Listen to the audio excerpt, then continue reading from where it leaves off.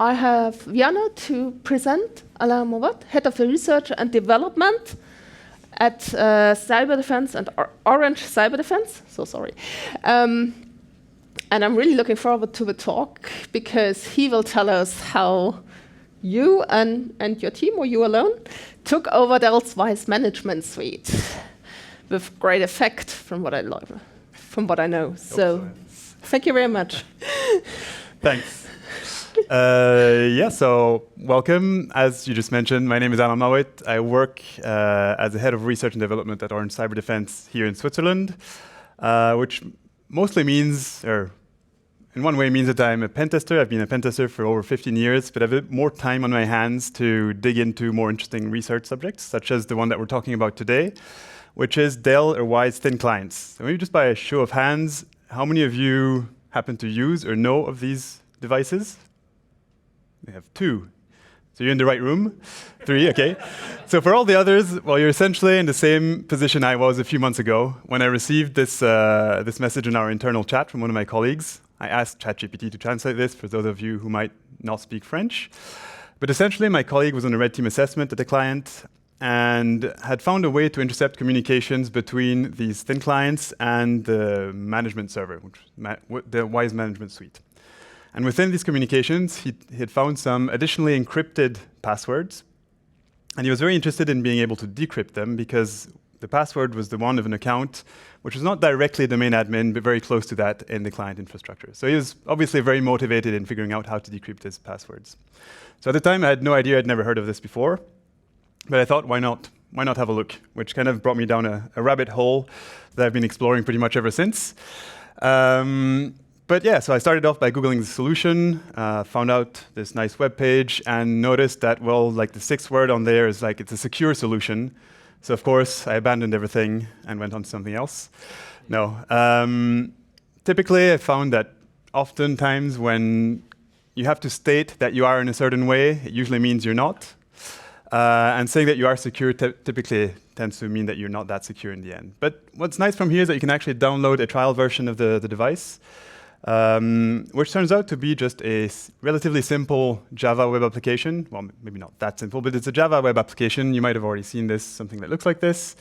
Runs on a Windows server. So you install it, get the Java web app, and it installs a couple other things with it. MySQL database, Mariah database, a Mongo database, and the MTQQ queue.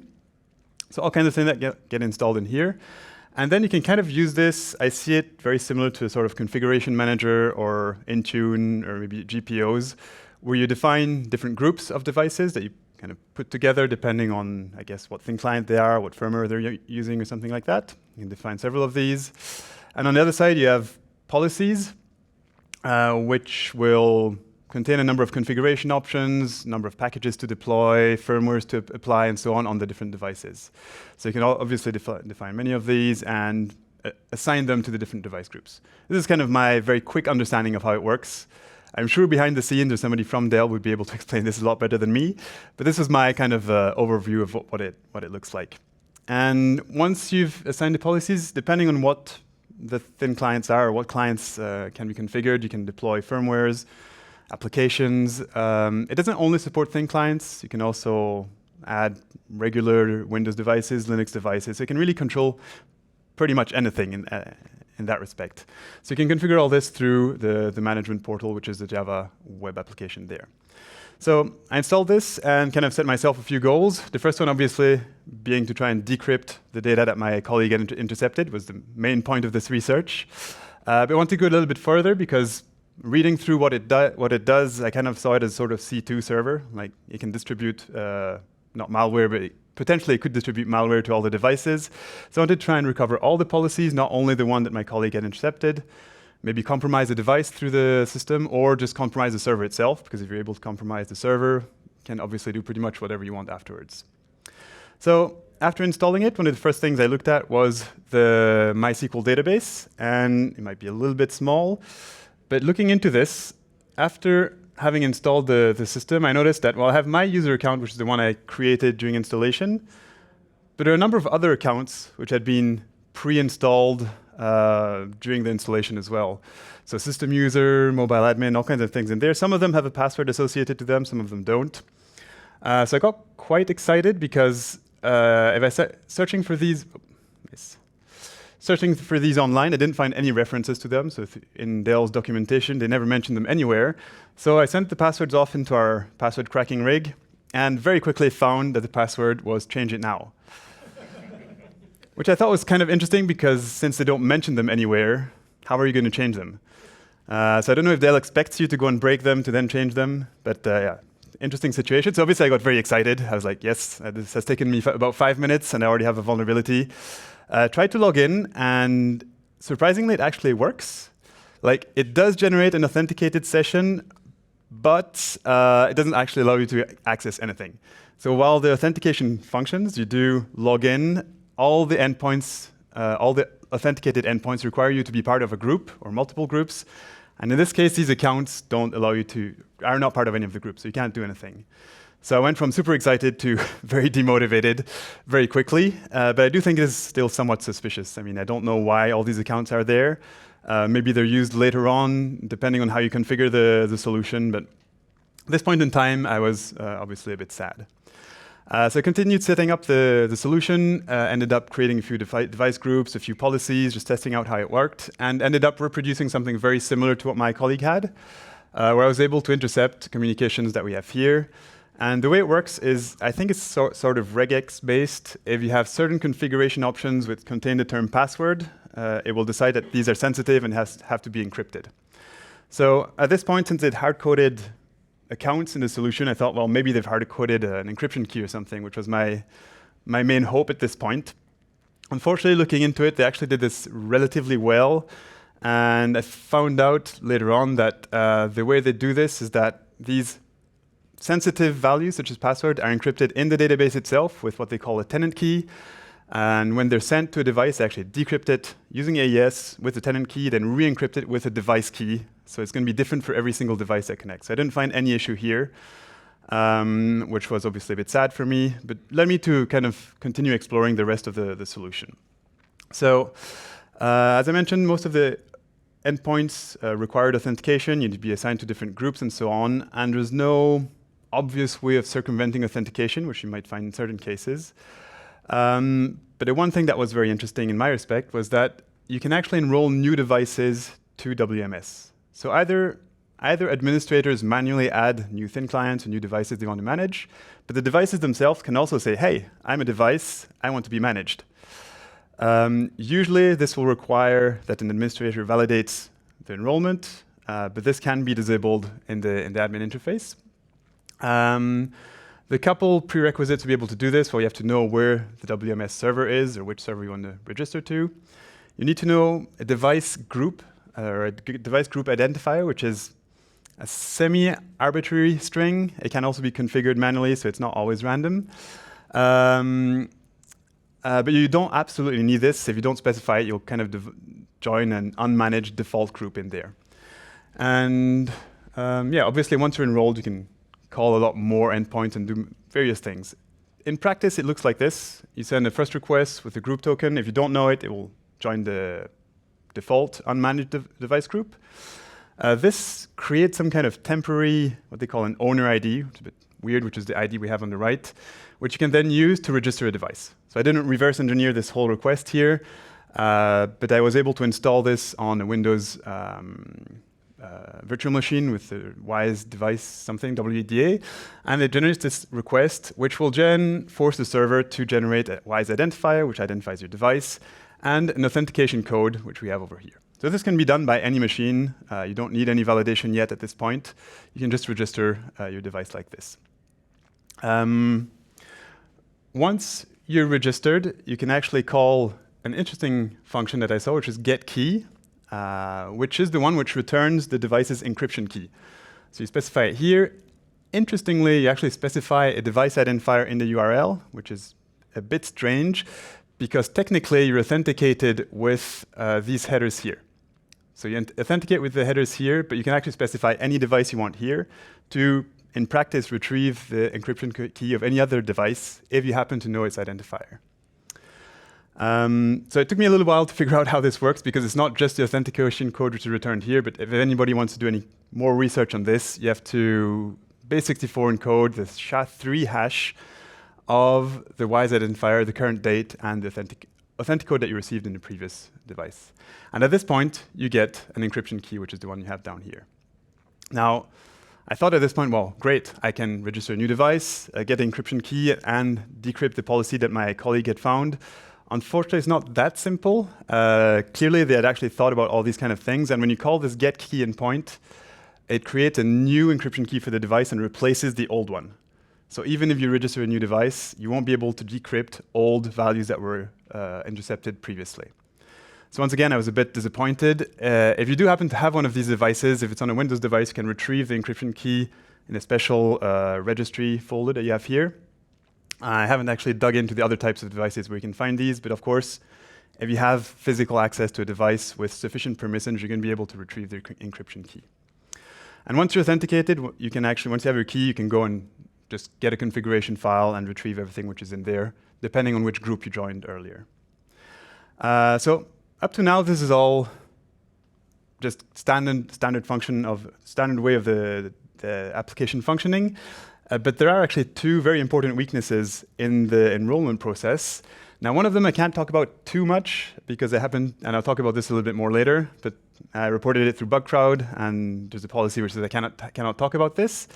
But there is a way of leaking the group tokens you want to join. So the tokens that belong to different groups, you can leak those in a certain way. And the more interesting one is that if you happen to know the MAC address of a device which is enrolled in WMS, you can essentially replace it in WMS. When you register, if you specify an existing MAC, you overwrite the previous device, and you can recover all of its policies, which is quite interesting because there are essentially two ways of now recovering a policy and decrypting it. If you have a valid MAC address, you register a new device with a MAC address, generate a new key for the device you just enrolled, retrieve this policy, and decrypt it. Quite straightforward. If you don't have a MAC address, you can leak all the group tokens, register to a device, register a new device to the group. This one has a caveat of requiring admin interaction. So the admin has to actually validate the new device, and then you can do the same thing.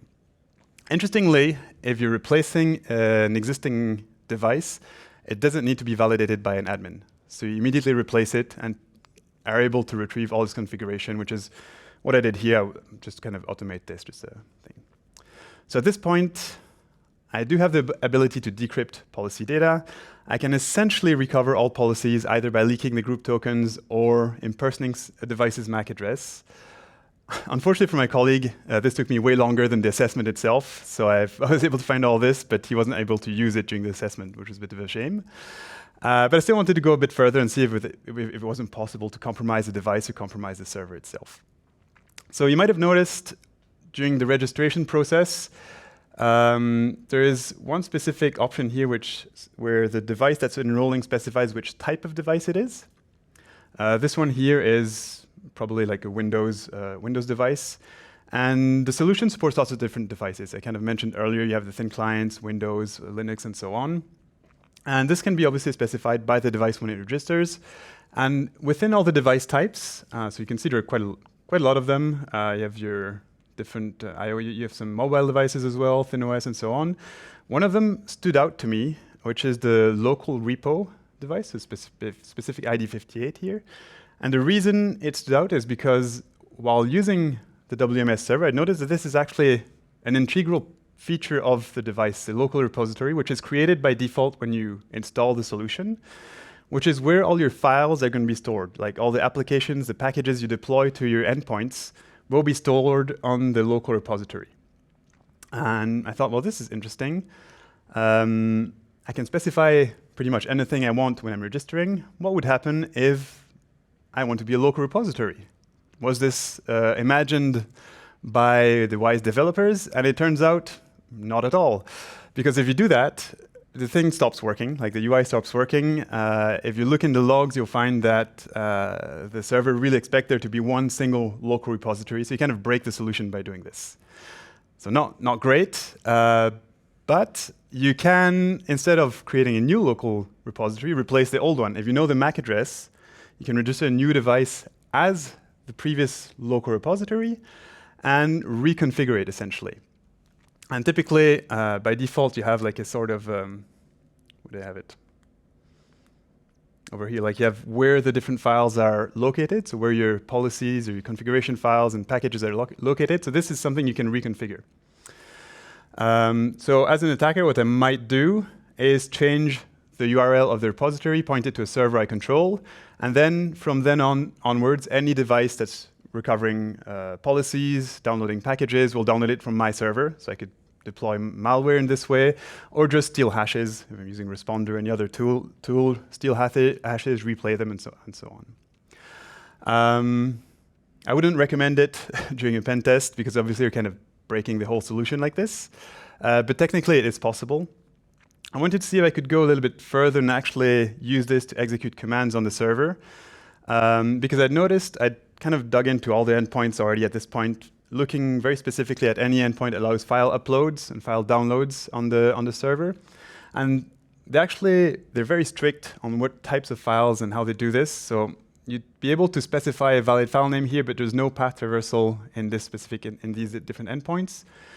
There's always this kind of hard-coded folder hierarchy depending on what type of file you're uploading, and the repository URL here. So I thought, well, maybe as an attacker, if I can change this, what I could do is point it to my own repository and do some magic with Windows to kind of relink this to something else. So the idea was something like this here. I start by replacing the local repository. Server says yes, of course, why not? Totally supported. Change the URL to my own machine. Again, this is once you've registered the device, it's perfectly fine. And then upload a logo or some logs from my fake device to the server, which will then obviously try and store it on the new fake local repo. I wanted to use a junction here, a symlink, which points back to localhost to force the server to actually connect to itself and store the logo in a different place. So this technically could maybe work, except in practice, Windows has lots of things that actually prevent like junctions to be followed on remote SMB shares. So in practice, it's very unlikely that you'd be able to do this. Even though in theory it is possible, it's very unlikely. So I'd say I was somewhat able to compromise the device if you point the SMB share to your own machine and deploy malicious packages, obviously. Compromise the server, I think, is still very iffy. So I'd go a bit deeper. And notice that while local repositories you're only allowed to have one, you can actually have multiple remote repositories. And this is really built into the solution. It's meant to be able to do this. And this is another application which you will install on a different server. The idea here is sort of like a content distribution network, where depending on where your thin client is located in your network, you'll download the files from one server or another. Relatively simple. But clearly in this case, there's a lot less security built into the secondary application, and I quickly found a path traversal vulnerability in the log file upload solution. And through this, you can upload a JSP web shell or something like that, which allows you to fully take control of the Wyse management repository. This was quite simple. The only requirement for this is to know a Wyse identifier. You don't need the authentication code, you don't need anything else. It's really just one Wyse identifier, and it allows you to do this and fully compromise the Wyse management repository here. I had a quick look online to see whether these are actually widely deployed. It turns out not so much. There are relatively few WMR servers out there, mostly in the US. When it comes to Wyse management suite servers, there are also not that many. Mostly in the US, some of them are quite a few in Germany as well. But I was still not quite satisfied with what I had, because compromising a Wyse management repository is not the same as compromising the Wyse management server itself. And you can actually, before going into the other way around, you can actually list the repositories from the WMS server itself. So just once you register a device, you can find any WMR server. So potentially there are probably more than the ones I discovered here. So you can compromise a WMR server from WMS. You can also actually do the opposite. Once you have registered a remote repository, you can actually advertise the files that you have on your server and duplicate them onto the main WMS server. It's a simple request. Simple requests like the one you have over here, where you again have a path traversal here. So technically, you can actually register a remote repository, which can be done without really requiring any authentication. It does not need to be validated by an admin, interestingly enough. And then you can advertise a file which will allow you to compromise the WMS server itself. So I can actually show this with a quick demo here. Where are we? Yeah, perfect. So this is the web interface. You can log in, and I'll just kind of show you how it looks. Oh, perfect. What's happened?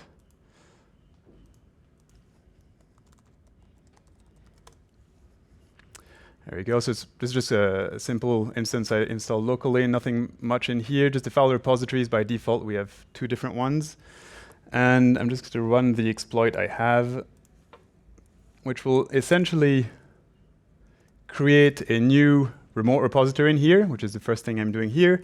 Then from there, I advertise a new file that I have, the JSP web shell, which the main WMS will then come and recover, which is the one request we get here, and store it on the server somewhere. So from here, I can just go back to this one